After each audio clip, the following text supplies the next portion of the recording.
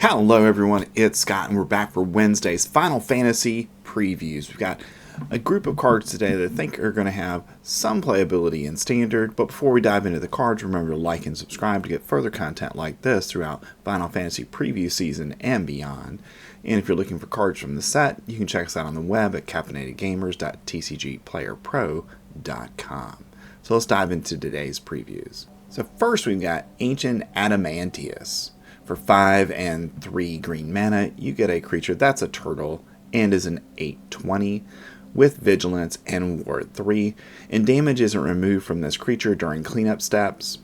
All damage that would be dealt to you and other permanents you control is dealt to this creature instead.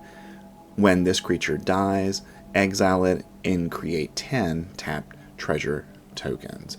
So very interesting card here. Basically this is a creature that draws all the damage from the board to it, and it doesn't clean that up, so it will die at some point. And you get the 10 treasure tokens at the end. And again, this might have some standard playability simply because, as a top end to a deck where you're, really it's more of a controlling type situation where you're trying to control what's happening on the board. In essence, you're able to prevent damage from everything else and keep those things going and alive as long as this is on the battlefield. So I think there's some slight standard playability to this. Maybe if we do have a dedicated turtle deck, it would fit in there. Next we have Etir and Priwen. For 6 mana, you legendary artifact that's an equipment. Equipped creature has base power and toughness of XX, where X is your life total, and equipped for 5. So very powerful artifact here. So it takes 11 mana to equip this, but if we have other ways of reducing that cost, and if we can reduce the cost of this, then I think this is very standard playable, because the benefit of getting, basically, depending on the situation, making it a 10/10 or more, I think that's going to be worth it in Standard. But I think this is going to be a card that goes into a control type deck. I don't think it's going to go into aggro decks. Next, we've got Jenova, Ancient Calamity. For 2, a black and a green mana. You get a legendary creature that's an alien and is a 1/5. At the beginning of combat on your turn, put a +1/+1 counter equal to Jenova's power on up to one other target creature. That creature becomes a mutant in addition to its other types, and whenever a mutant you control dies during your turn, draw a card equal to its power. So, interesting card here because it has the potential for a lot of card draw.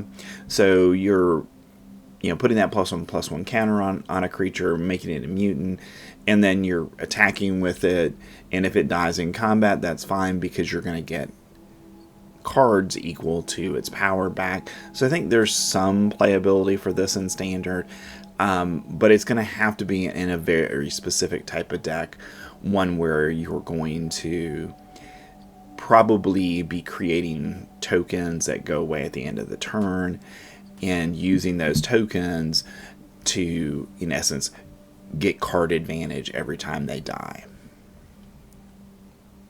Next, we've got some lower rarity cards for the day, and the first is Snow Villars. For 2 and a white mana, you legendary creature that's a human rebel monk, and its power is star and 3, and he has vigilance, and Snow Villars power is equal to the number of creatures you control. This is going to be a limited playable card only. We have currently creatures that do the same thing in Standard, but they don't see much, if any, play at all.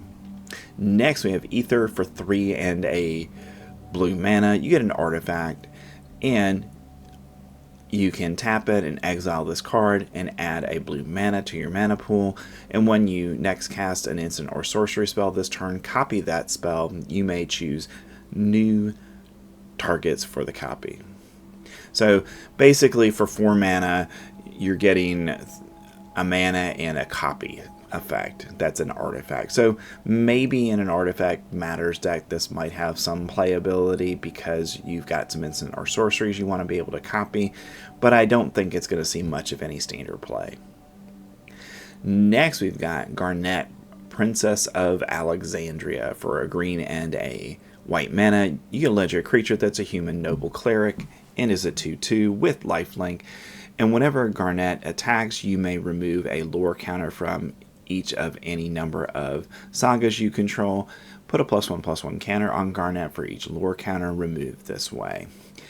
So very interesting card here, because basically this is a way to prevent your sagas from leaving the battlefield. Garnet will take a lore counter off, or any number of lore counters. So if you want to get the initial enter the battlefield ability on that again at your next upkeep, you can do that with Garnet.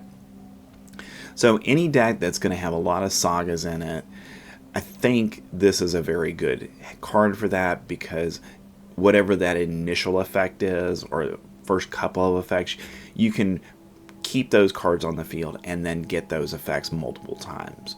So I think very playable in standard in a deck that's built around sagas. Next we've got Clash of the Econs. For a green mana, you get a sorcery and you get to choose one or more. Target creature you control fights target creature an opponent controls.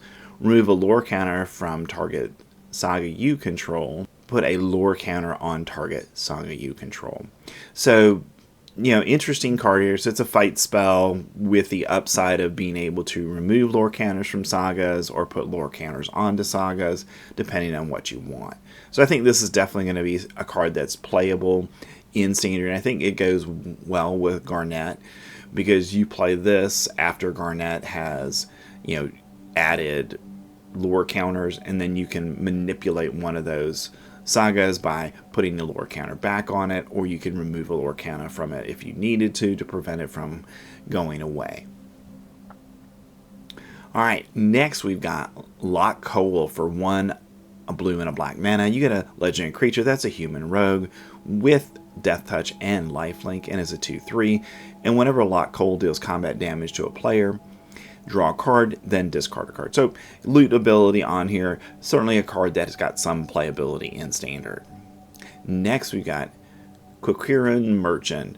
For 2 and a blue mana, you get a Beast Citizen, that's a 1/4, and you can pay 1 mana and tap it and draw a card, then discard a card to that loot ability on our Quirion. And for 7 mana, you can tap it and sacrifice this creature to draw 3 cards. This ability costs 1 less to activate for each town you control. So this is a town payoff card where you're playing on, you know, a deck that's built around towns, and in theory you can sacrifice this and draw 3 cards for no mana if you have 7 towns on the battlefield. So pretty cool ability on this. I think if we do get a town deck, this is a card that'll see play in it. Next we've got our first summon of the day, and that's Summon GF Ifrit. For 2 and a red mana, you get a enchantment creature that's a Saga Demon and is a 3/2. And on chapters 1 and 2, you may discard a card. If you do, draw a card. And then on chapters 3 and 4, you get to add a red mana. So I think this is not going to see much standard play. Maybe in a deck that wants to loot, because in essence that's what this card is doing. Then it could see some play there. But outside of that, I don't see it seeing standard play at all. Next, we've got Clash of Light. For 1 and a white mana, you get an instant, and Clash of Light deals damage equal to the number of creatures you control plus the number of equipment you control to target creature. So I think this is a great combat spell, and we probably are going to have a dedicated equipment deck, so this will go right into that as a prime removal spell, because it will be able to probably kill almost anything that your opponent would be playing. Alright, and those are our preview cards for Wednesday. Tell me what you like, what you didn't like in the comments, and I've left our playlist here so you can watch all of our Final Fantasy preview videos. And thanks for staying to the end of the video, and I will see you in the next one.